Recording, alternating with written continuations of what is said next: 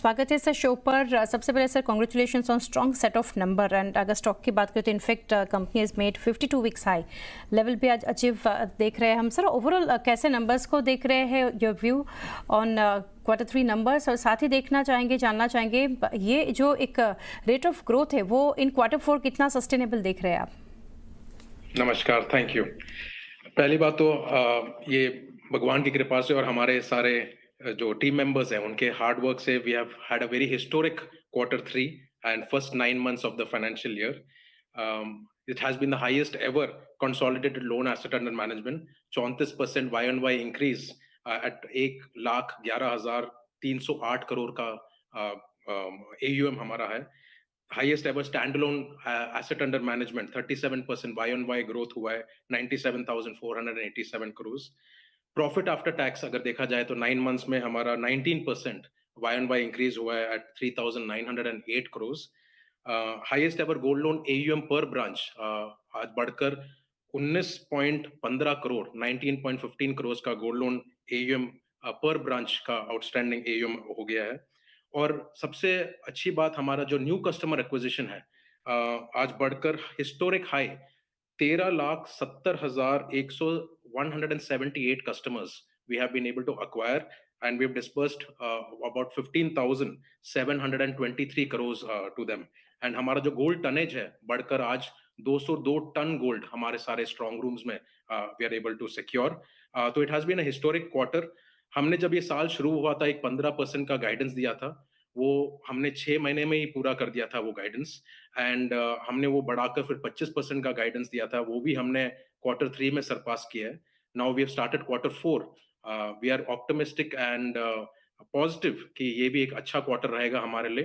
तो overall it will be a very historic year and a very positive year for the entire growth of the organisation.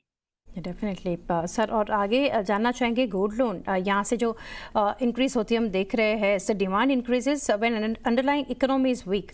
तो sir जानना चाहेंगे आगे ये question एक popup हो रहा है, whether this gold loan surge will continue and अगर रहेगा तो फॉर हाउ लॉन्ग? तो जैसे कि आप जानते हैं इंडिया में 25,000 टन गोल्ड है, उसमें से 1,500 से लेकर 2,000 टन ही एक्चुअली मोनेटाइज हुआ है फॉर्मल सेक्टर में. Being a category leader, Muthoot Finance has always ensured category expansion. तो हमारे जितने भी marketing initiatives हैं, digital initiatives हैं, new customer acquisition initiatives is to expand the category. So we see बहुत room है category के expansion के लिए. Other than just seeing the other underlying factors of economy, right now what we are seeing is कि जो category itself has a lot of potential to expand. And Muthoot Finance being the category leader, हमने जो भी marketing initiatives किए हैं वो एक attitudinal transformation के ऊपर किए हैं, जहाँ की लोग समझ पाए कि जो उनका जो एक डेड एसेट है उसको हम अनलॉक करके एक प्रोडक्टिव यूज में लेके आए, और वो इकोनॉमी के जो फाइनेंशियल इंक्लूजन जिसकी हम बात करते हैं उसमें एक प्रोडक्टिव यूज में लेके आए. तो हमारे पास ऐसे बहुत कस्टमर्स हैं जो इस डेड एसेट को अनलॉक करके एक प्रोडक्टिव यूटिलाइजेशन में लेके आ रहे हैं. तो Muthoot Finance has always played that lead role in category expansion, and we remain invested heavily into many attitudinal transformation marketing initiatives as well as digital acquisition systems. तो हमारा जो investments है digital ecosystems में, चाहे वो हमारा digital marketing हो, hyper local marketing हो, to expand the category and add more and more new customers and do financial inclusion through our 7,000 plus branches और 7,300 शाखाएं हैं हमारे. उसमें जो हम ये 65% branches हमारे semi urban rural areas में है, तो वो हम अनलॉक कर पाते हैं और नए नए कस्टमर्स को इस कैटेगरी में जोड़ पाते हैं. तो वो हमारा एक कैटेगरी लीडरशिप है, and we'll continue to gain that momentum and expand the category. Okay sir. NIMs के फ्रंट पर मैं पूछना चाह रही थी, यहाँ से जो नेट इंटरेस्ट मार्जिन हमने इंक्रीज होते देखे on YOY and sequential basis. Incremental cost of fund should start dipping as we have seen rate cuts. तो अभी जानना चाहेंगे यहाँ से कैसे आप incremental cost of fund decline देख रहे हैं, या फिर इम्पैक्ट जो है ऑन नीम्स वो कैसे देखेंगे? तो अभी हमारा निम अराउंड 11.57% है. We see this range between 11 to 12% हमारा निम हम मेंटेन करेंगे.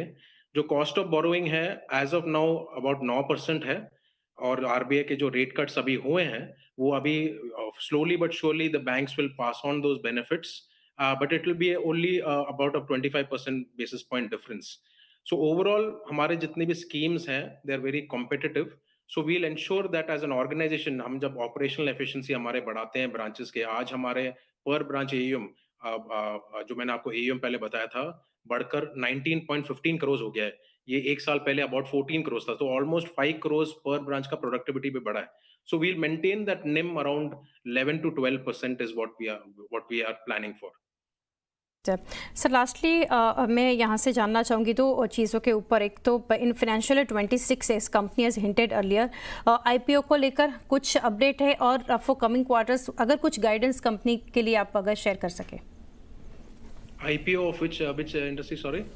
जी, any hint on IPO front, कुछ कंपनी का या फिर सब्सिडरी कुछ IPO लॉन्च का यहाँ से कुछ अभी प्लान कंपनी का देख रहे हैं, और फिर आने वाले समय के लिए ओवरऑल गाइडेंस आप नंबर्स के लिए, या फिर not in terms of exact numbers but कैसे देख रहे हैं आप? तो अभी हम Q4 में हैं, तो our focus is to ensure that we have a good Q4। आगे बढ़कर यूजुअली हम हमेशा हर साल based on the book growth, and it's a huge book now, it's about more than 1,11,000 crore का बुक है, तो हमारा गाइडेंस अगले साल के लिए भी अराउंड 15% रहेगा। But as the quarters progress हम वो guidance always will keep reviewing it, and if there is any change required in that guidance will do that.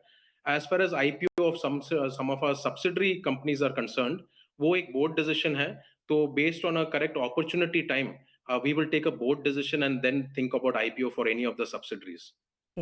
Great, sir. So काफ़ी डिटेल्स हमारे साथ शेयर की। Thank you again, congratulations on strong set of numbers sir, and best wishes for coming quarters. Thank you. Thank you. Thank you.